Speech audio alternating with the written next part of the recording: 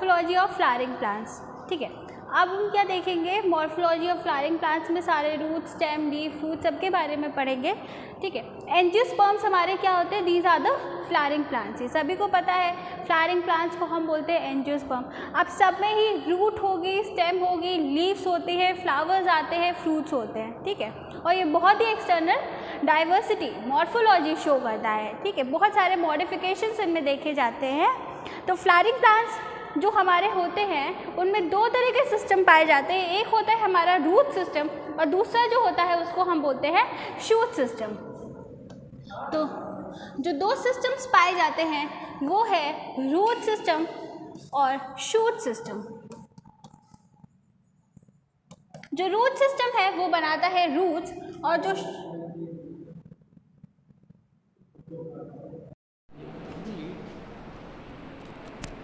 दो सिस्टम होते हैं, एक होता है रूट सिस्टम और दूसरा होता है हमारा शूट सिस्टम। तो रूट सिस्टम जिसमें रूट्स आती हैं, ये क्या करती है, they grow below the ground, underground grow करती हैं। तो grow below the ground, below the ground. अब इसका फंक्शन क्या होता है, ये क्या देता है, प्लांट को सपोर्ट देता है, साथ ही साथ जो मिनरल्स है, न्यूट्रिएंट्स है और वाटर है उसका एब्जॉर्प्शन करता है हमारा root system. Support to plant, provide support to plant as well as absorbs the mineral nutrients and water.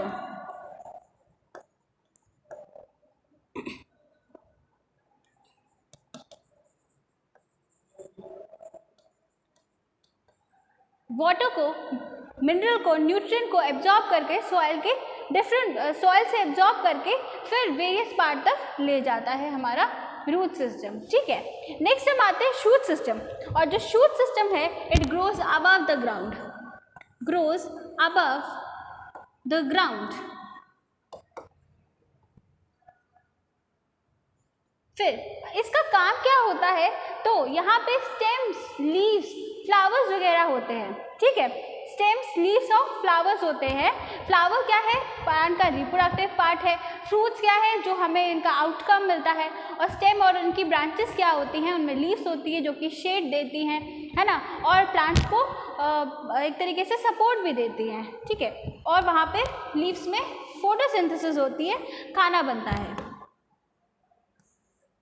Have leaves, sorry, यहाँ पे सबसे पहले लिखिए स्टेम, लीव्स, फ्लावर्स और fruit.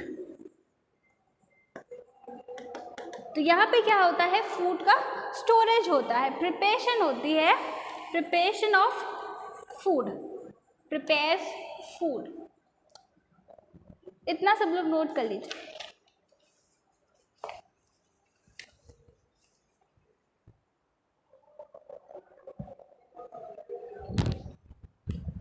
Next we will study the classification of angiosperms on different bases. 4 basis पे पढ़ेंगे इनका, based on their lifespan, based on the stem, based on the form and their nutrition, mode of nutrition। जो 4 basis रहेंगे angiosperms को पढ़ने के लिए। तो पहला जो बेसिस है वो है based on the lifespan, किसकी कितनी लाइफ होती है, ड्यूरेशन होती है, उसके आधार पे लाइफ स्पैन। और लाइफ स्पैन के बेसिस पे हम पढ़ेंगे एफिमेरल्स, एनुअल्स, बाइएनियल्स और पेरिनियल्स। एफिमेरल्स, देन बाइएनियल्स,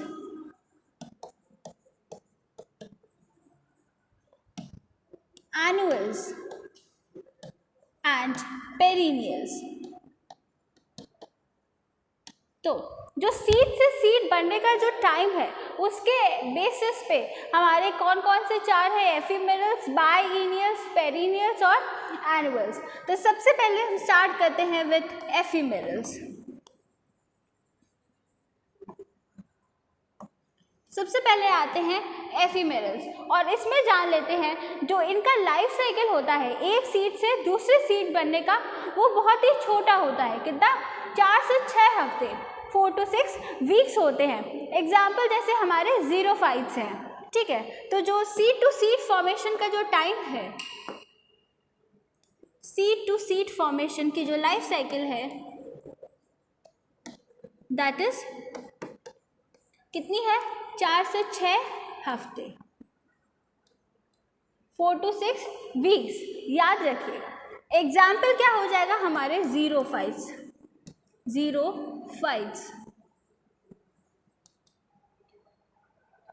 तो जो सीड है वो जब बारिश एकदम आती है, जो पहला फुहार होता है, फर्स्ट शावर होता है, तब ये जो सीड है वो जर्मिनेट करना स्टार्ट करती है। और धीरे धीरे जैसे जैसे बारिश का मौसम और बढ़ता है, वैसे ही ये क्या करती है? जर्मिनेशन हो जाता है, डेवलप कर जाती हैं, मैच्योर हो जाती हैं, और ये डेवलप करके फ्लावर्स और फ्रूट्स बना लेती हैं। और जब तक रेन जाने का नंबर आता है, रेन एंड होती है, तब तक फिर नई सीड का टाइम आ जाता है, ठीक है। तो ये जो सीड टू सीड साइकिल है, इनकी स्टार्ट होती है with the early shower, with the early rain, और रेन जाते जाते नेक्स्ट सीड आ जाती है। So this is around 4 to 6 weeks. Seed germination, starts with first shower, first shower, पहले शावर के साथ, पहली फुहार के साथ इसमें जर्मिनेशन शुरू हो जाता है। इसके बाद ये सीड जो है ग्रो करती है, डेवलप करती है, फ्रूट्स बनाती है, फ्लावर बनाती है,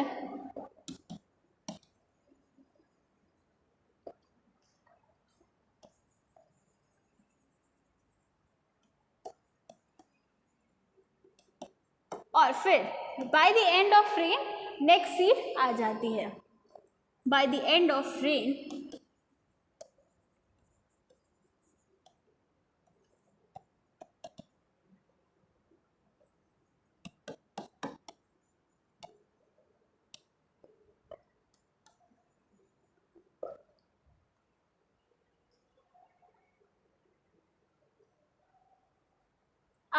अब जैसे ही रेन खत्म हुई तो फिर ये सीड स्टेज में आ गई, ठीक है, जब पानी की कमी हो गई। तभी इसका एग्जाम्पल सबसे बेस्ट है ज़ीरोफाइट्स हमारे, ठीक है। नेक्स्ट हमारे आते हैं एनुअल्स। कौन है? एनुअल्स। और इनकी जो सीड टू सीड वाली लाइफ साइकिल होती है वो कितनी होगी? एनुअल से पता क्या चल रहा है? एनुअल का मतलब साल में एक बार, ठीक है, तो 1 साल होती है। तो नोट कर लीजिए, जो एनुअल्स होते हैं उनमें सीड टू सीड की जो साइकिल होती है इज 1 ईयर, पूरा 1 साल ले लेते हैं। अब इसमें कौन कौन आ जाता है? इसके एग्जाम्पल्स क्या हैं? इसके एग्जाम्पल हो गए हमारे हर्ब्स, जैसे कि आप वीट, राइस, ग्राम है, ब्रिंजल है, ये सारे हर्ब्स आ जाते हैं एनुअल्स में। तो एग्जाम्पल्स वेरी इंपॉर्टेंट, हमारे हर्ब्स, वीट, राइस, ब्रिंजल, ये सारे आ गए एनुअल्स में। ग्राम्स, ये सब एनुअल्स हैं, ठीक है। नेक्स्ट हम आ जाते हैं बाइएनियल्स।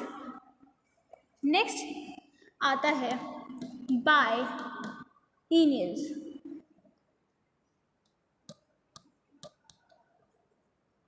बाइएनियल्स के लिए जान लीजिए कि जो इनकी सीड टू सीड वाली स्टेज होती है उसको कितना लगेगा? बाई का मतलब होता है 2, तो 2 साल लगते हैं सीड टू सीड स्टेज आने में, ठीक है। पहले साल में क्या होता है? जो पहला साल होगा उस समय रूट, स्टेम, लीव्स, ये सारे जो पार्ट्स हैं ये डेवलप होंगे। 1 साल बाद जो दूसरा साल होता है तब वहाँ पे फ्लावर्स, फ्रूट्स, सीड्स, ये सब बनते हैं। तो ये कहाँ देखे जाते हैं? बाइएनियल्स, जैसे कि रेडिश हो गई, टर्निप हो गए, कैरेट हो गए, दे आर ऑल बाइएनियल्स। तो बाइएनियल्स के लिए नोट कर लीजिए, सीड टू सीड स्टेज जो है वो कितनी होती है? 2 साल की होती है।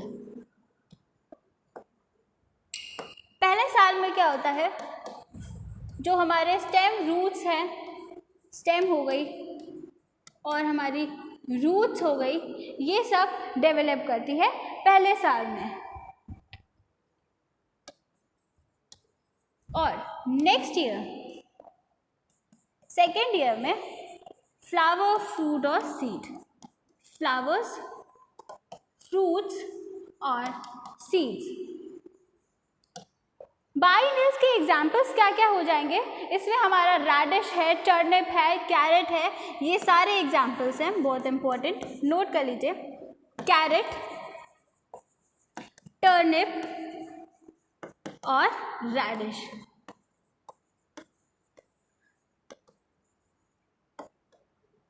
नेक्स्ट हम आते हैं हमारे पेरिनियल्स में, और ये हमारा लास्ट है perennials, heading perennials.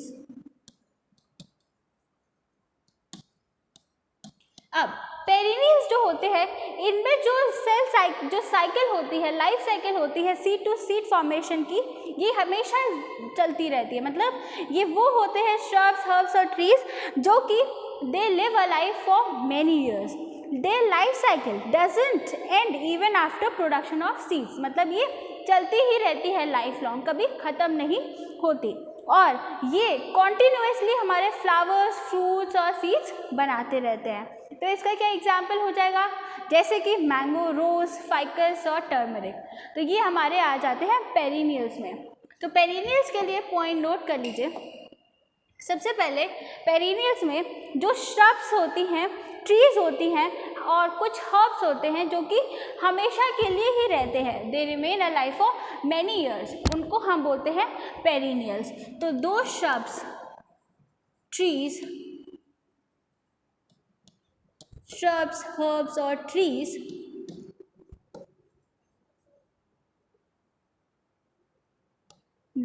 that live a life for many years. For many years they are called perennials। तो ये continuously फ्लावर, फ्रूट और सीड प्रोड्यूस करते रहते हैं। Produce flowers, seeds, fruits continuously throughout their life, continuously। और इसके examples क्या क्या हैं, एग्जाम्पल में आ जाएगा टर्मरिक, इसके बाद आपका मैंगो, रोज और फाइकस।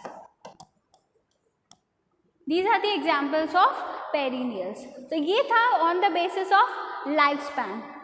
नेक्स्ट हम देखेंगे on the basis of their form, और फॉर्म के बेसिस पे हमारे एंजियोस्पर्म्स फिर चार तरह के होते हैं, हर्ब्स, श्रब्स, ट्रीज और कर्न्स। तो नेक्स्ट लिखिए on the basis of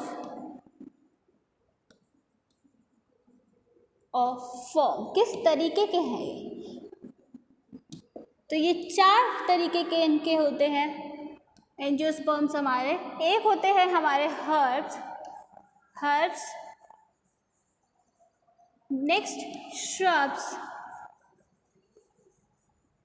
trees और लास्ट में कर्न्स।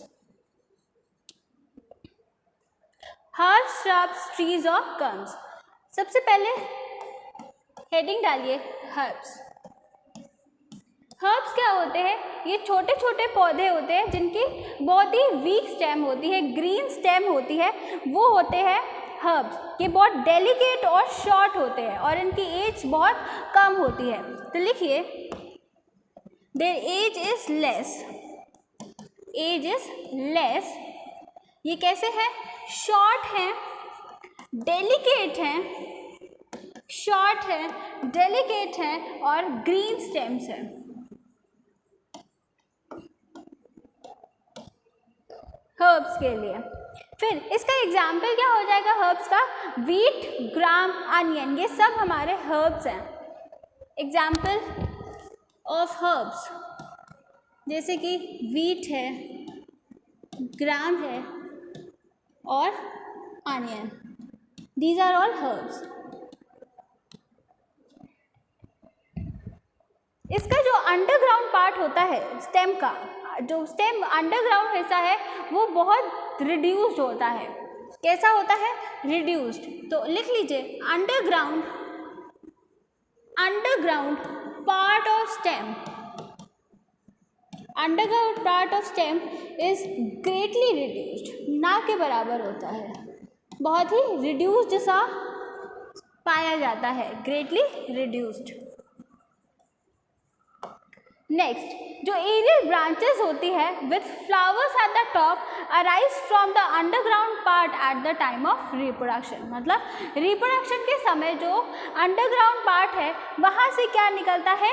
एरियल ब्रांच डेवलप होती है और उस एरियल ब्रांच में एक फ्लावर टॉप पे देखा जाता है और फिर उसमें रिप्रोडक्शन होता है। तो लिख लीजिए at the time of reproduction aerial branch with flower at the top, with flower at the top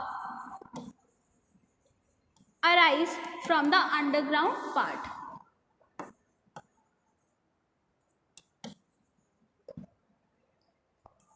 From the underground part.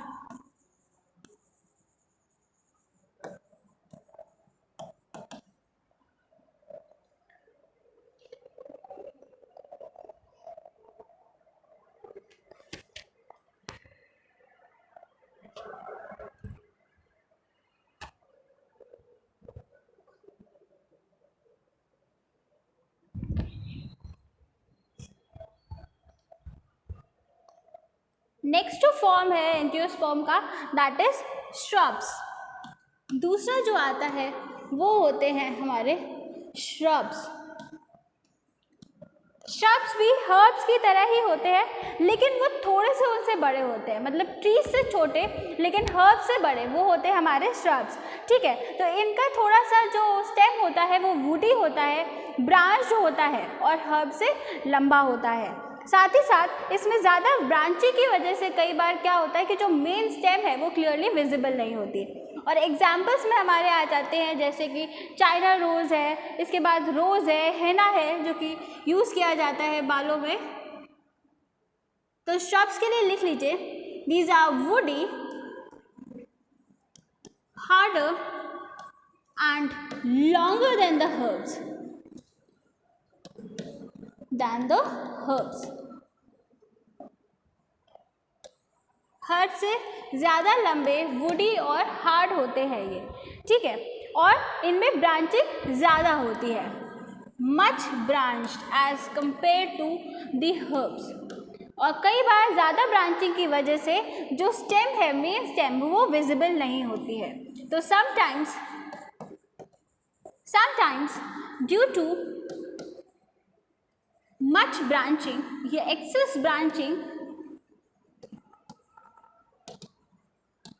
main stem not distinct या not clearly visible,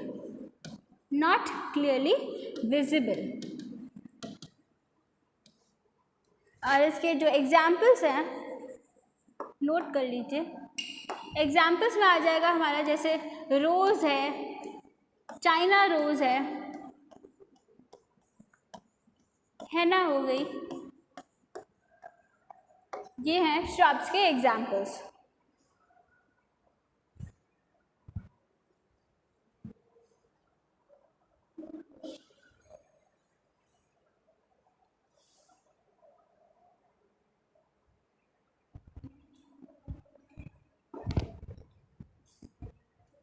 next, trees सभी को पता है ये कैसे होती है।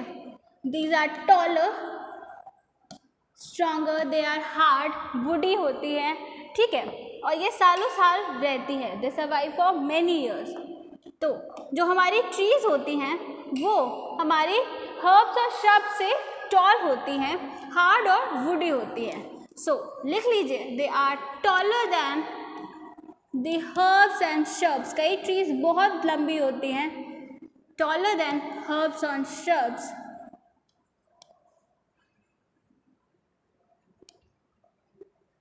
हार्ड एंड वुडी स्टेम, इनका वुड जो स्टेम होता है वो वुडी और हार्ड होता है.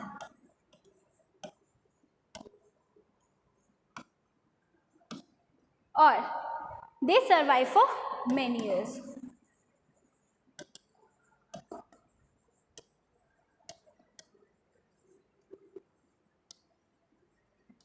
जो भी ट्रीज हम देखते हैं, बैनियन ट्री हो गए, ये सारे जो हार्ड वुडी देखते हैं वो सारी ट्रीज इसमें आ जाती हैं. ठीक है,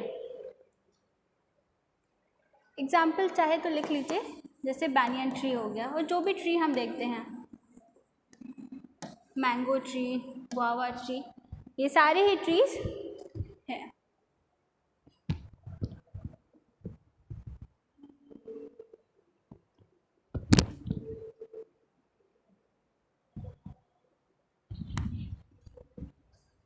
लास्ट फॉर्म जो है उसको हम बोलते हैं कल्म्स. लास्ट फॉर्म जो है दैट इज कॉल्ड द कल्म्स. ये प्रीवियस जो 3 हमने पढ़े उससे बिल्कुल अलग होता है. ट्रीज, हर्ब्स और श्रब से बिल्कुल अलग होता है. ये ना तो ट्री है, ना ही हर्ब है, और ना ही श्रब है. तो it is very different from trees, shrubs and herbs. जो कर्व्स होते हैं उनमें क्या देखा जाता है, नोट्स और इंटरनोट्स पाए जाते हैं. ठीक है, और जो इंटरनोट्स होते हैं वो कैसे होते हैं, हॉलो इंटरनोट्स होते हैं. तो यहाँ पे क्या है, notes and इंटरनोट्स present. Notes and इंटरनोट्स present. और इस तरीके से ये हो गए हमारे नोट्स. और नोट्स के, 2 नोट्स के बीच का जो रीजन है दैट इज कॉल्ड इंटरनोड. और ये जो इंटरनोड है ये कैसा है, हॉलो इंटरनोड है. This is hollow. जैसे बैम्बूसा, बांस, nodes and internodes. Internodes are hollow.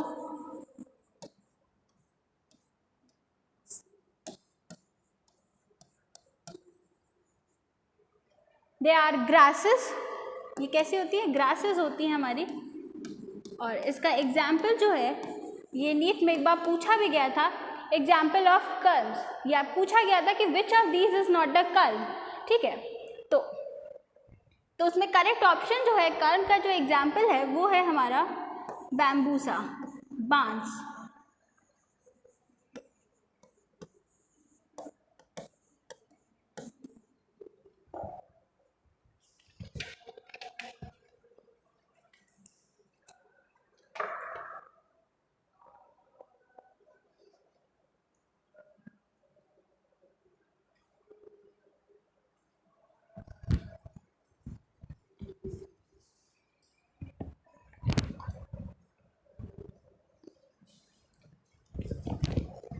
Next जो एंजियोस्पर्म्स हैं उनको हम पढ़ते हैं on the basis of the nature of their stem. वो क्या है, इरेक्ट है, क्रीपर्स हैं, ट्रेलर्स हैं, या फिर हमारे क्लाइंबर्स हैं. तो जो तीसरा वेराइटी हम पढ़ते हैं, या तीसरा टाइप पढ़ते हैं, वो है on the basis of the nature of stem.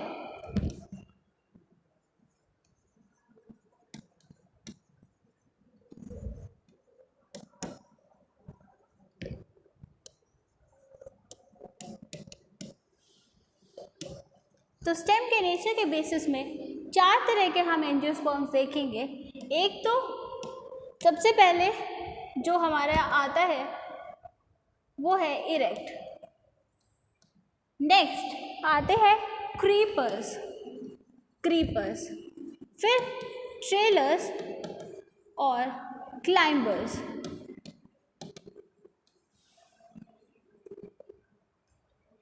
Erect, creepers, trailers और क्लाइंबर्स, इनको 1 बाय 1 देखते हैं.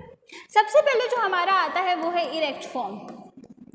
इरेक्ट का मतलब क्या है, वो बिना किसी सपोर्ट के अपने आप ही खड़ा है, ठीक है, उसे किसी सपोर्ट की ज़रूरत नहीं होती। इसका मतलब उसका स्टेम कैसा है, स्ट्रॉन्ग है, वीक नहीं है। अगर वीक होगा तो उसे सपोर्ट लेना पड़ेगा। तो ज़्यादातर जो हमारी ट्रीज़ होती हैं या श्रब्स होते हैं और कुछ थोड़े बहुत हर्ब्स होते हैं, ये क्या होते हैं, इनकी स्टेम जो है वो स्ट्रॉन्ग है, इसी वजह से वो इरेक्ट खड़े हुए हैं। तो इरेक्ट के लिए लिख लीजिए stems of trees, shrubs and some herbs are strong enough। कैसे हैं, स्ट्रॉन्ग है, इसलिए इनको किसी सपोर्ट की ज़रूरत नहीं है, इसीलिए दे स्टैंड इरेक्ट। वो अपने खड़े हैं अपने आप से, दे आर स्टैंड इरेक्ट, इन्हें किसी के सपोर्ट की ज़रूरत नहीं है।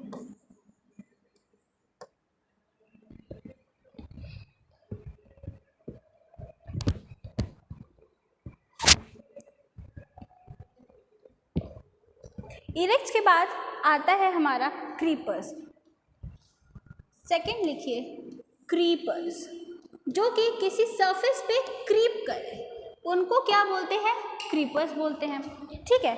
तो ये ज़्यादातर सॉइल सरफेस पे क्रीप करते हुए रहते हैं, ठीक है। वो अपने इरेक्ट खड़े नहीं हो सकते क्योंकि इनका स्टेम कैसा होता है, वीक होता है।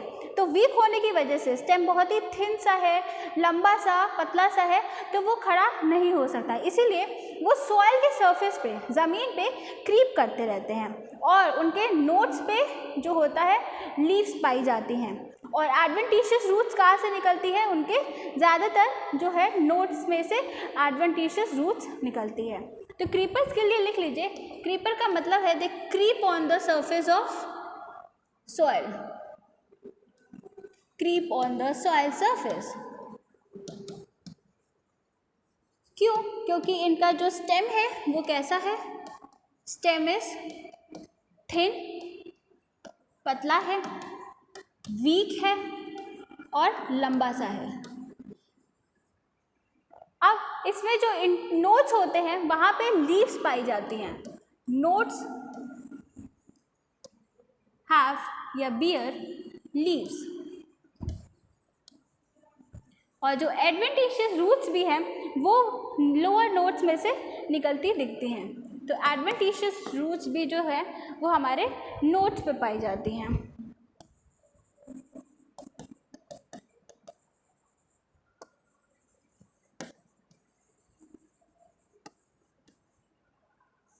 Found arising from the nodes।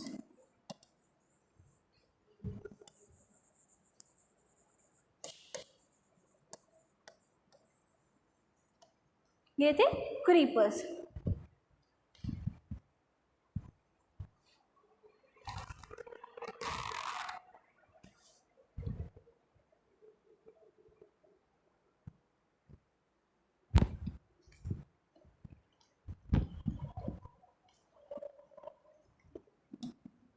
जो थर्ड टाइप है उसको हम क्या बोलते हैं, ट्रेलर्स बोलते हैं। ये भी क्रीपर्स की तरह ही होते हैं, इनका भी स्टेम बहुत मजबूत नहीं होता, ठीक है। तो ये इरेक्ट स्टैंड नहीं कर पाते, ये भी वॉल पे या किसी प्लांट पे ट्रेल करते हैं, मतलब सपोर्ट लेके ही रह पाते हैं। लेकिन इसमें क्या डिफरेंस है, इसमें और क्रीपर में, जिस तरीके से क्रीपर से एडवेंटिशियस रूट्स निकल रही थी उसके नोड में से, यहाँ पे जो एडवेंटिशियस रूट्स होती हैं वो नोड से नहीं निकलती।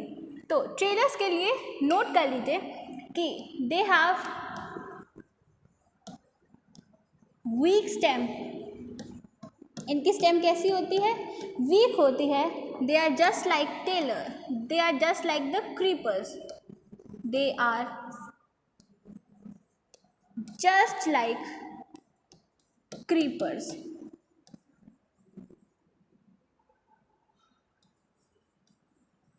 But their adventitious roots do not arise from the nodes,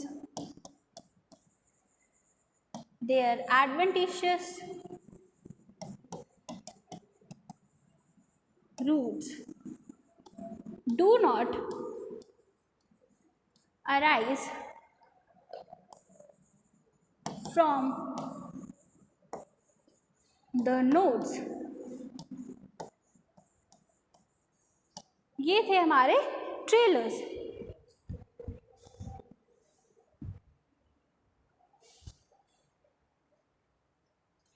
और लास्ट जो फॉर्म है स्टेम के बेसिस पे वो है हमारा क्लाइंबर। क्लाइंबर का मतलब ही है कि क्या करता है, क्लाइंब करता है, चढ़ रहा है किसी पे।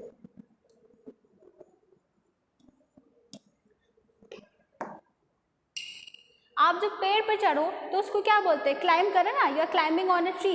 तो इसी तरीके से हमारे क्लाइंबर्स भी होते हैं।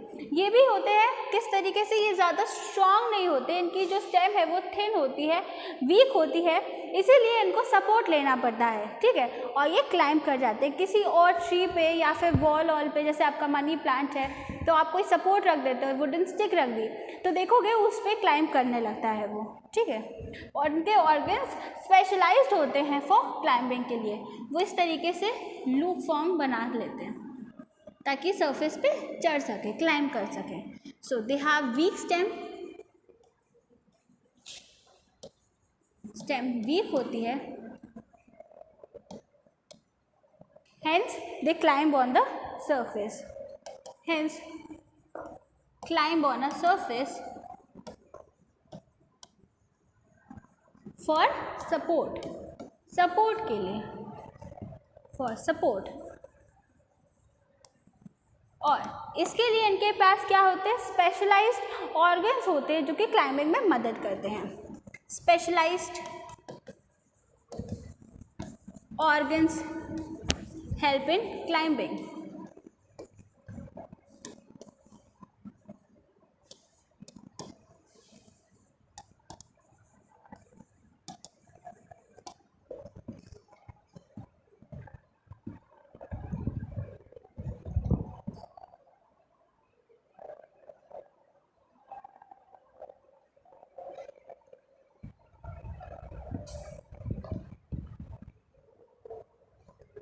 लास्ट जो बेसिस है वो है on the basis of the mode of nutrition, based on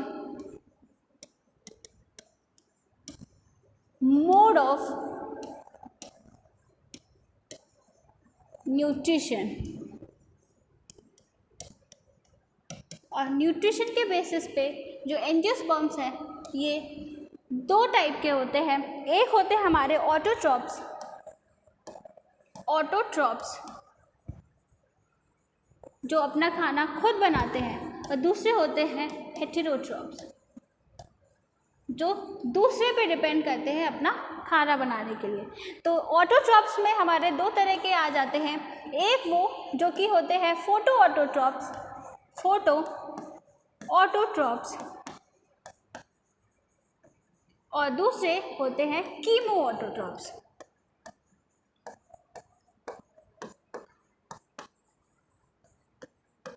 और हेटेरोट्रॉप्स में प्लांट्स कई बार कैसे होते हैं, पैरासिटिक होते हैं, सैप्रोफिटिक होते हैं, पैरासिटिक, सैप्रोफिटिक, इंसेक्टिवोरस और सिम्बायोन्स। Insectivorous and सिम्बायोन्स।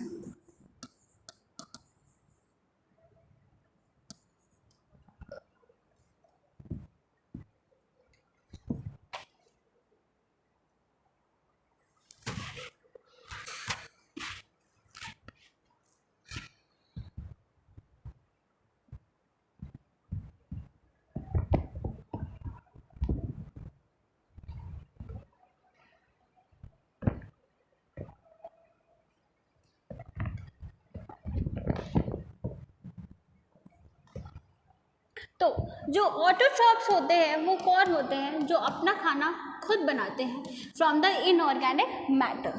तो ऑटोट्रॉप्स मेक देयर फूड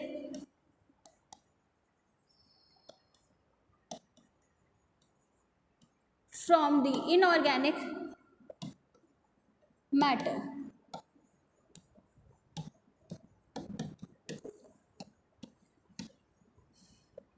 तो ये दो टाइप के जो देखे, एक था हमारा फोटो ऑटोट्रॉप और दूसरे थे कीमो ऑटोट्रॉप्स।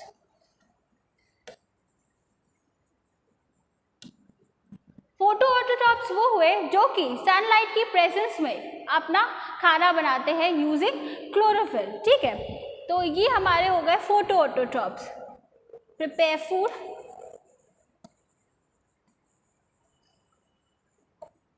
फ्रॉम, जो इनमें पिगमेंट पाया जाता है क्लोरोफिल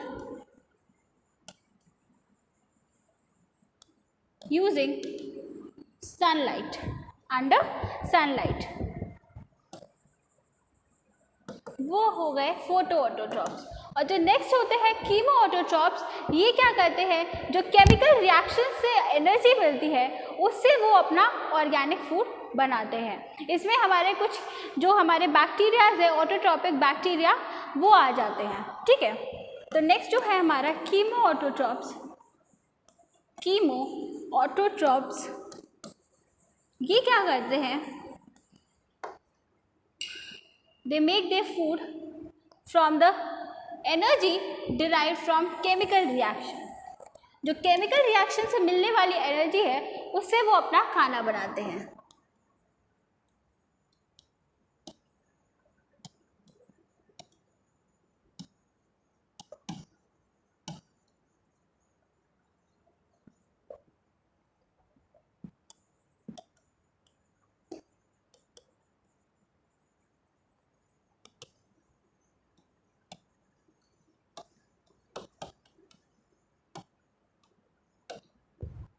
इसका एग्जाम्पल क्या हो जाएगा, कुछ ऑटोट्रॉपिक बैक्टीरियाज,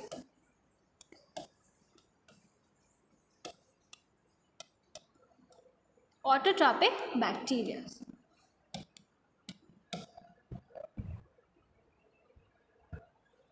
और नेक्स्ट जो था वो थे हेट्रोट्रॉप्स।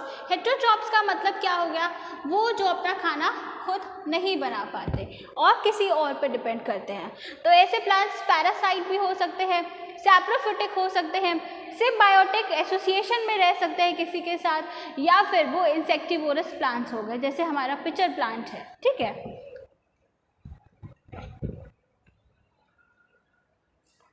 तो जो हेटेरोट्रॉपिक्स हो गए वो अपना खाना नहीं बना पाते, क्यों, क्योंकि या तो वो फोटोसिंथेसिस नहीं कर पा रहे हैं, या फिर जो बना है उसका अपटेक नहीं हो पा रहा किसी वजह से, या फिर वो प्रोटीन्स को सिंथेसाइज नहीं कर पा रहे। तो इन किसी भी केस में वो हेटेरोट्रॉप की कैटेगरी में रख दिए जाते हैं। तो पहली चीज़ है आइदर अनेबल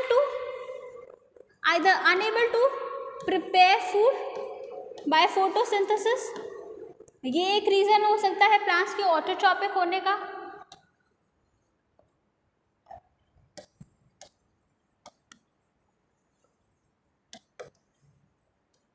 दूसरा रीज़न हो सकता है उसका अपटेक किसी वजह से नहीं हो पा रहा है ना। तो unable to take their water,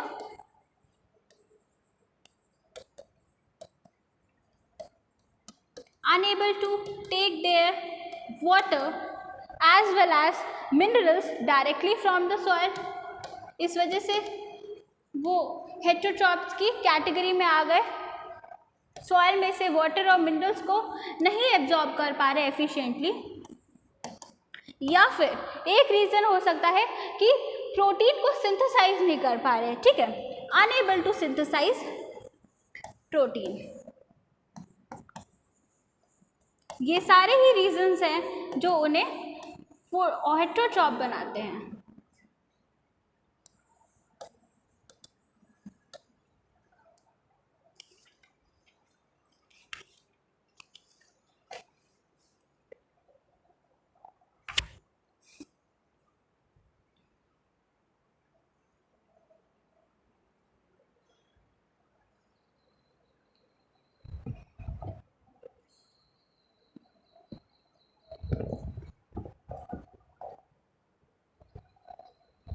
अब ये क्या है, ये एक डाइकॉट सीट है और ये इसका प्लूम्यूल है और ये इसका रेडिकल है। तो जो प्लूम्यूल होता है ये क्या बनाता है, हमारा शूट सिस्टम। प्लूम्यूल बनाता है शूट सिस्टम। शूट सिस्टम में आ जाएंगे हमारी स्टेम, लीव्स, ब्रांचेस, ठीक है, फ्लावर्स, फ्रूट्स। और ये जो रेडिकल वाला हिस्सा है, ये रेडिकल बनाता है रूट सिस्टम।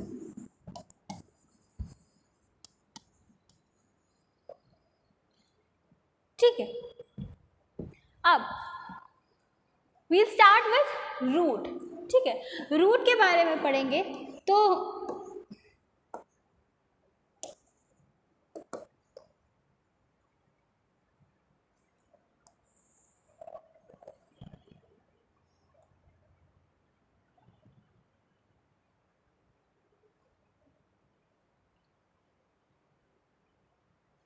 हेडिंग डालिए रूट्स। पहले रूट्स के कुछ जनरल फीचर्स या जनरल कैरेक्टर्स देख लेते हैं। तो रूट क्या होती है, वो जो कि रेडिकल से डेवलप करे। ठीक है, तो हमने अभी डाइकॉट पे देखा किस तरीके से जो प्लूम्यूल था वो क्या बना रहा था, शूट सिस्टम, और जो रेडिकल है वो बनाता है रूट सिस्टम। रूट्स का फंक्शन सभी को पता है कि सॉइल में से वाटर और मिनरल न्यूट्रिएंट्स को एब्जॉर्ब करना। ठीक है, सॉइल में से वाटर और मिनरल्स को एब्जॉर्ब करने का काम करते हैं हमारे रूट्स। तो जो रूट होती है, जो प्लूम्यूल से डायरेक्टली हमारी रूट ग्रो करती है, उसको हम बोलते हैं टैप रूट या फिर मेन रूट। जो टैप रूट होती है वो क्या होती है, हमारी मेन रूट होती है। ये डायरेक्टली प्लूम्यूल से बनी। अब इसमें कुछ ब्रांचेस देखी जाती हैं, इन ब्रांचेस को हम बोलते हैं सेकेंडरी रूट। तो ये हो गई हमारी टैप रूट, या फिर यह हमारी मेन रूट हो गई, और ये क्या हो गई, सेकेंडरी रूट्स। और सेकेंडरी रूट में जो फर्दर ब्रांचिंग होती है उसको हम क्या बोलते हैं, टर्शरी रूट्स।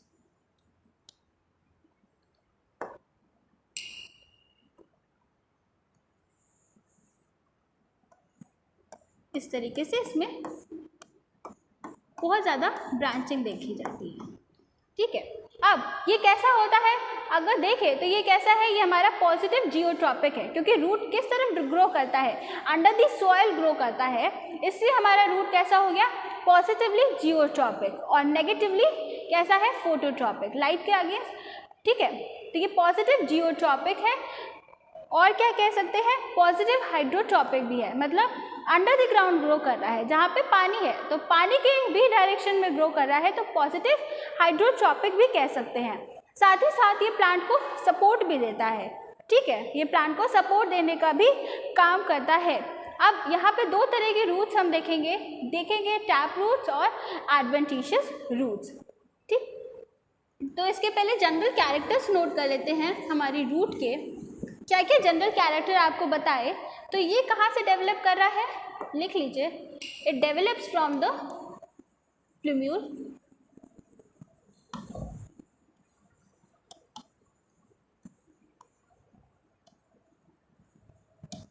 प्लूम्यूल में से it develops from the radicle. Root are for radicle, root radicle से डेवलप करता है, और जो डेवलप हुआ उसकी जो मेन रूट होती है उसको हम बोलते हैं टैप रूट। जो रूट है developing directly from the radicle, root developing directly from the radicle, radicle में से जो निकली उसको बोलते हैं हम टैप रूट। उसको क्या बोलते हैं, we call them as tap root. और जो उसकी ब्रांचेस होती हैं वो हमारी कहलाती है सेकेंडरी रूट्स। तो जो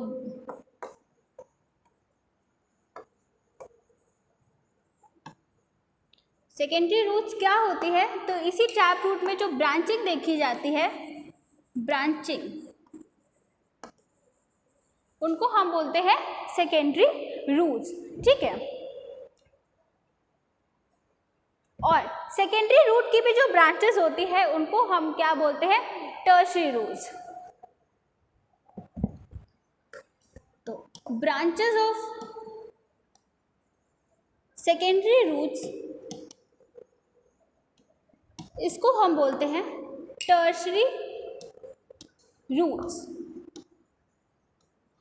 तो ऑर्डर क्या है, रेडिकल, रेडिकल में से क्या निकला हमारा टैप रूट या मेन रूट, उसकी जो ब्रांचिंग हुई वो कहलाई सेकेंडरी रूट्स, और सेकेंडरी रूट्स की जो ब्रांचेस होती हैं उनको बोलते हैं टर्शियरी रूट्स। तो ये है हमारी मेन रूट और ये है lateral roots.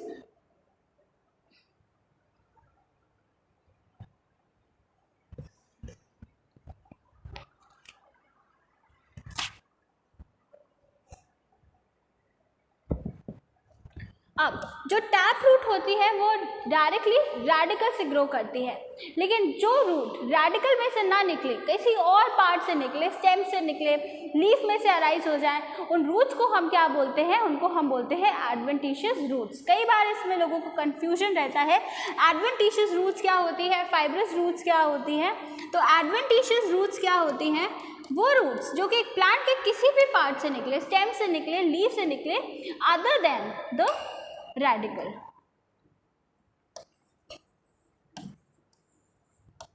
Roots originating from any other plant or part of plant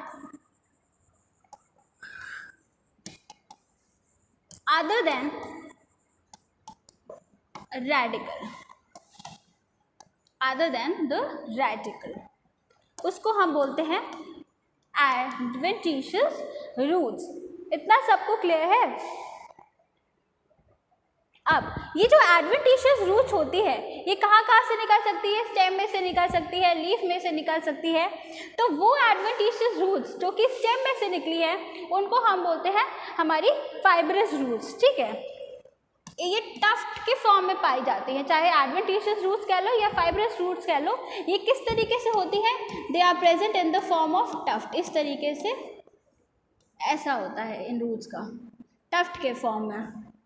तो हेडिंग डालिए let fibrous roots, fibrous roots. तो फाइब्रस रूट्स होती क्या है, these are basically the adventitious roots which arise from the stem of a plant. The adventitious roots arising from the stem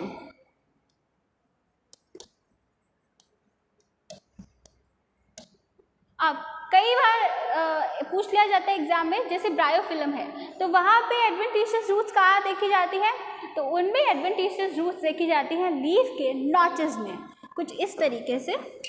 ये हमारी bryophyllum की leaf है और यहाँ जो नॉचेस हैं इस तरीके से लीफ नॉचेस, वहाँ पे हमारी एडवेंटिशियस रूट्स देखी जाती हैं।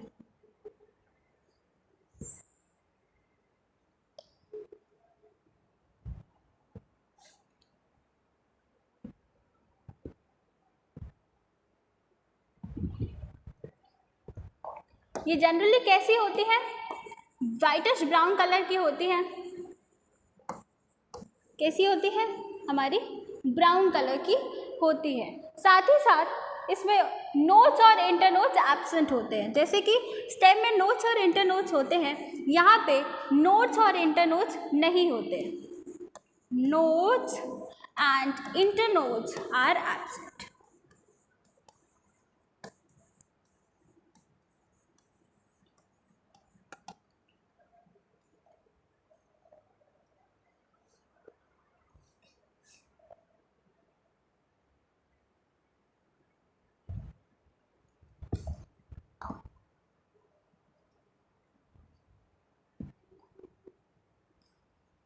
इसके बाद ये जो रूट्स होती है ये कैसी होती है, positive geotropic, positive geotropic.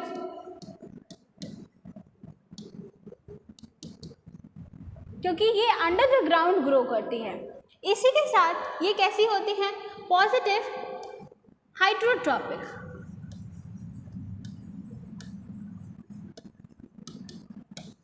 Positive hydrotropic. और next negative phototropic, negative phototropic.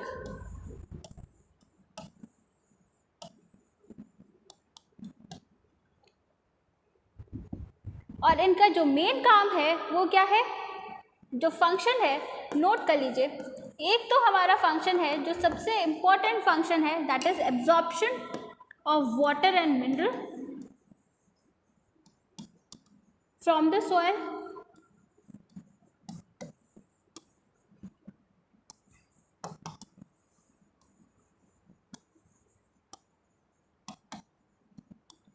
और जो दूसरा फंक्शन है प्लांट को सपोर्ट देना,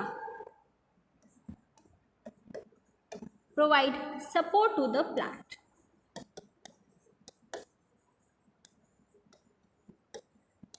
तो ये दो फंक्शंस हैं रूट्स के।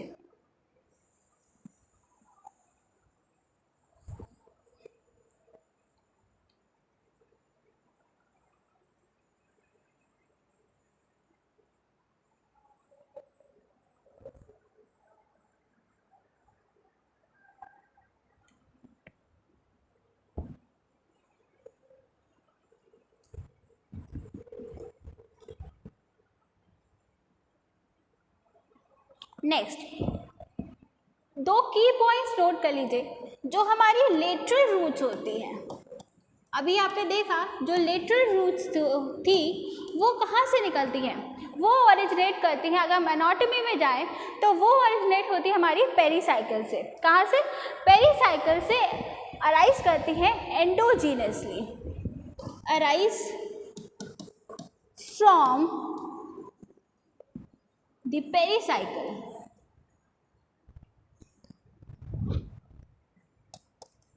दी पेरीसाइकिल, तो इसको हम बोलते हैं एंडोजीनसली, ये अराइज कर रही है। कैसी? एंडोजीनसली। दूसरी चीज़ जो है, जो हमारी लेटरल शूट्स होती हैं वो कहाँ से अराइज करती हैं, तो वो ओरिजिनेट होती हैं हमारे कॉर्टेक्स से, एक्सोजीनसली। ठीक है,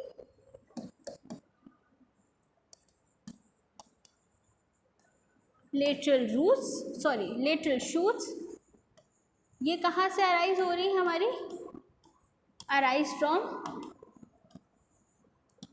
कॉर्टिकल रीजन, कॉर्टेक्स। और ये कैसे है? एक्सोजेनस।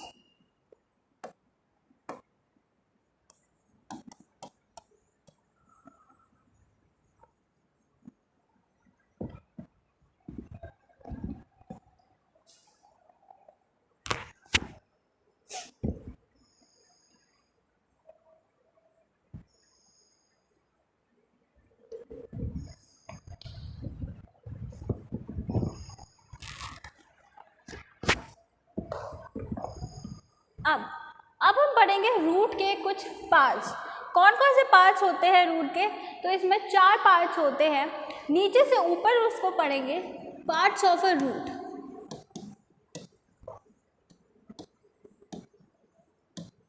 तो पार्ट्स ऑफ रूट हम पढ़ते हैं, जो पार्ट सबसे नीचे है, अंडर द सॉइल है, उस डायरेक्शन में चलेंगे।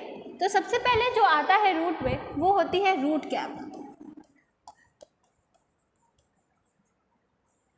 रूट कैप क्या होता है? एक थिम्बल लाइक स्ट्रक्चर होता है, जो कि कैप लाइक स्ट्रक्चर कह दें, जो कि रूट के टर्मिनल पॉइंट पे प्रेजेंट होता है। ठीक है, ये रूट कैप कई बार एब्सेंट भी होता है, या जो हमारे हाइड्रोफाइट्स होते हैं उनमें रूट कैप की जगह रूट पॉकेट्स पाए जाते हैं। तो सबसे पहला है हमारा रूट कैप। नेक्स्ट हम याद रखने की ट्रिक जो है, दैट इज MEM। तो सबसे पहले आता है region of M, next E और नेक्स्ट M।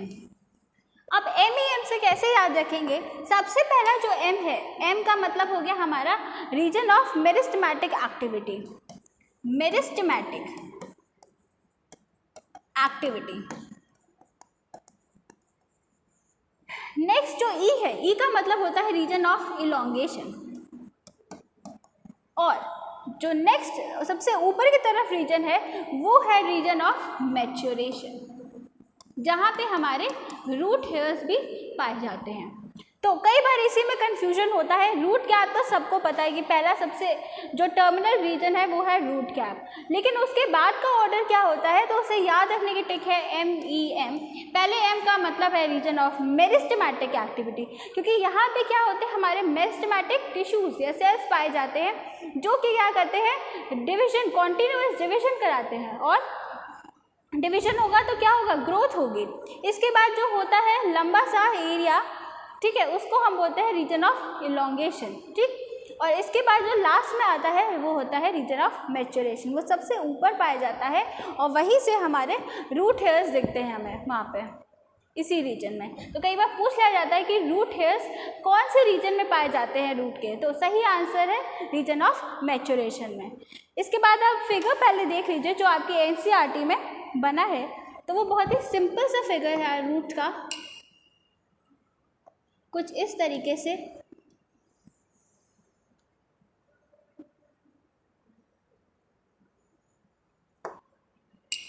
तो सबसे पहले हम लोग इनको इसी फिगर में आइडेंटिफाई कर लेते हैं, सारे जो हमारे रीजन्स हैं, ठीक। तो सबसे टर्मिनल पॉइंट पे इस तरीके से ये थिम्बल जैसा ये कैप लाइक स्ट्रक्चर है, इसको क्या बोलते हैं हम इसे बोलते हैं रूट कैप। ये इसको प्रोटेक्ट करता है हमारे रूट को, रूट कैप। और हाइड्रोफाइट्स में रूट पॉकेट्स पाई जाती हैं। इसके थोड़े से ऊपर यहाँ पे इस तरीके से ये जो है दिस इज, यहाँ पे मेरिस्टेमेटिक सेल्स पाए जाते हैं, ठीक है, और ये कहलाता है रीजन ऑफ मेरिस्टेमेटिक एक्टिविटी। इतने हिस्से को हम कहते हैं रीजन ऑफ मेरिस्टेमेटिक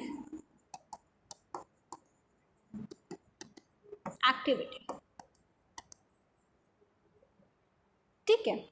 और यहाँ पे देखिए ये कुछ ये फाइन थ्रेड लाइक स्ट्रक्चर्स जिन्हें हम क्या बोलते हैं, रूट हेयर्स बोलते हैं, ठीक। तो ये रूट हेयर्स जिस जगह दिख रहे हैं वो रीजन क्या कहलाता है, ये रीजन जो है ये हमारा कहलाता है रीजन ऑफ मैच्योरेशन।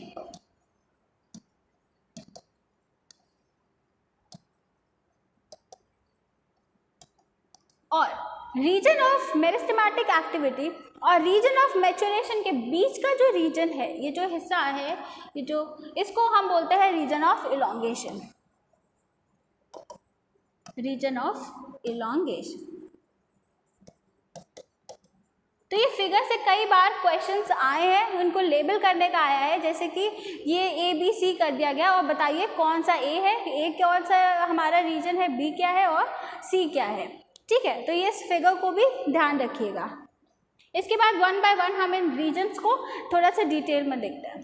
तो सबसे पहले हम स्टार्ट करेंगे हमारा सबसे नीचे पाए जाने वाला रीजन रूट का, वो है हमारी root cap. Cap like structure है, अभी हमने फिगर में देखा भी। इसके लिए 4-5 पॉइंट्स हैं जो इम्पोर्टेंट है, नोट कर लीजिए। तो सबसे पहले ये क्या है, रूट के एपेक्स पे प्रेजेंट है, present at the root apex. कैसा होता है, कैप लाइक स्ट्रक्चर है, कैप लाइक स्ट्रक्चर।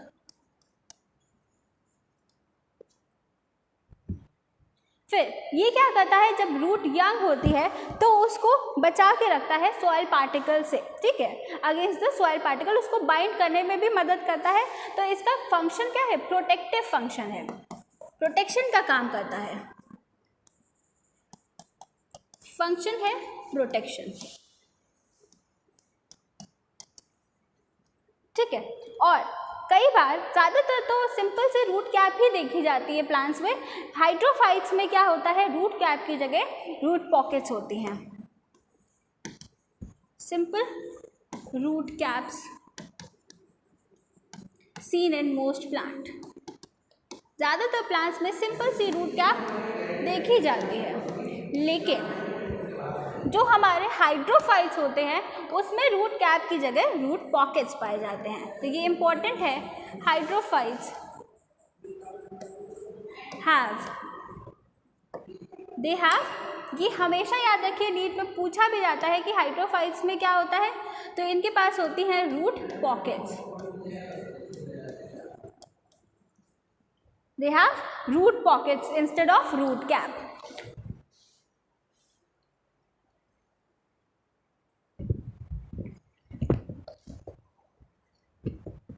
नेक्स्ट हमारा जो रीजन आता है वो है रीजन ऑफ मेरिस्टेमेटिक एक्टिविटी।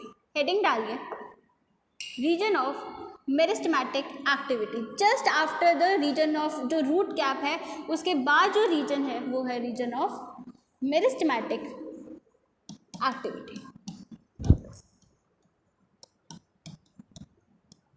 और यहाँ पे हमारे मेरिस्टेमेटिक सेल्स या टिश्यूज पाए जाते हैं जो कि क्या करते हैं, एक्टिवली डिवाइड होते रहते हैं और अपना नंबर बढ़ाते रहते हैं। तो यहाँ पे एक्टिवली डिवाइडिंग सेल्स प्रेजेंट होते हैं, जो जैसे ह्यूमन बॉडी में ये पाए जाते हैं हमारे मेरिस्टेमेटिक सेल्स हमारे हेयर्स में, हमारे नेल्स में, जो कि इनको हमेशा ग्रो करने में मदद करते हैं। ठीक है, और जो हमारे रीजन में मेरिस्टेमेटिक एक्टिविटी होती है या मेरिस्टेमेटिक सेल्स होते हैं वो एक सर्टेन टाइम तक ही ग्रोथ करते हैं, जैसे हमारी बॉडी की हाइट बढ़ना। ठीक, तो ये क्या करते हैं, कॉन्टिन्यूसली नंबर अपने इंक्रीज करते रहते हैं। तो कॉन्टिन्यूसली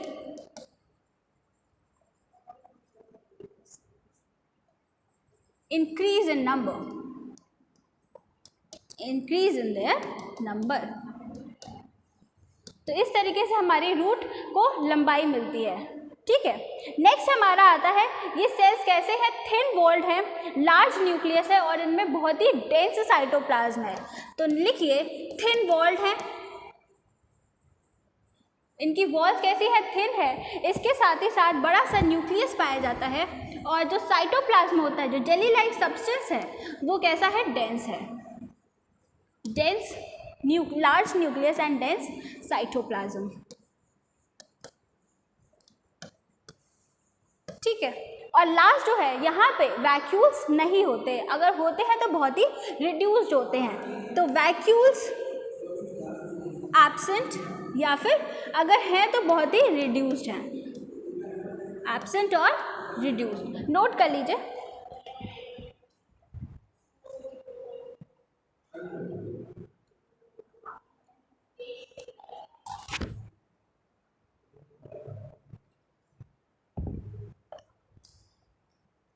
इसके ऊपर जो रीजन आता है वो हमारा तीसरा रीजन है, रीजन ऑफ इलोंगेशन, जो कि रीजन ऑफ मैच्योरेशन और रीजन ऑफ मेरिस्टेमेटिक एक्टिविटी के बीच में पाया जाता है। रीजन ऑफ इलोंगेशन,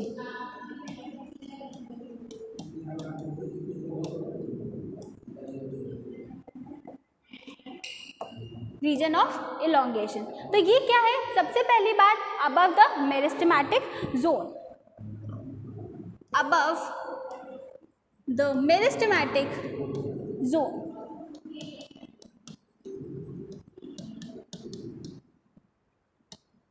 यहाँ पे स्मॉल न्यू वैक्यूल डेवलप करता है और ये वैक्यूल कई बार फ्यूज होके एक बड़ा सा बना लेते हैं वैक्यूल, है ना, लार्ज सेंट्रल वैक्यूल। तो छोटे छोटे वैक्यूल्स देखे जाते हैं जो कि इकट्ठा होके एक लार्ज सेंट्रल वैक्यूल बना लेते हैं।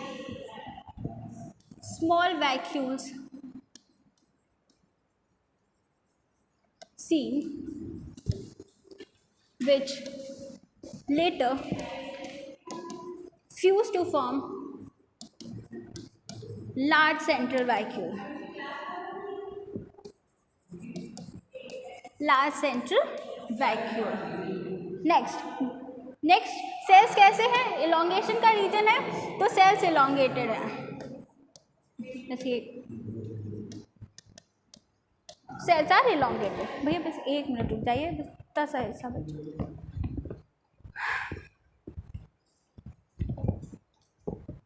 जो लास्ट रीजन आता है वो है रीजन ऑफ हमारी मैच्योरेशन, जहाँ पे रूट हेयर्स पाए जाते हैं। So the last region of root is region of maturation.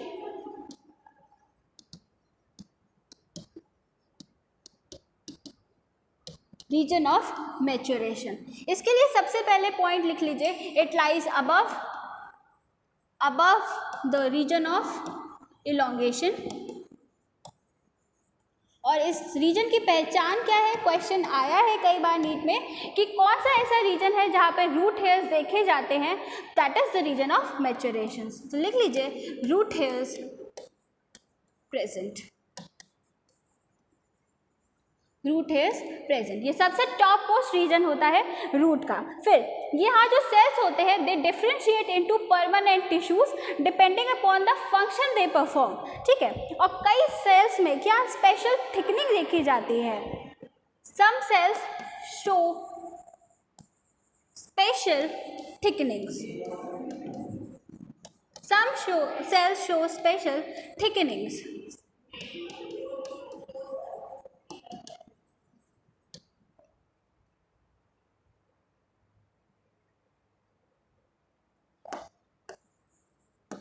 They differentiate, the cells differentiate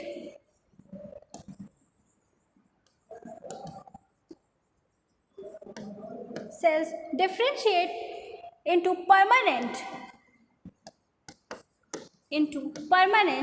tissues, है ना, depending upon the function they perform.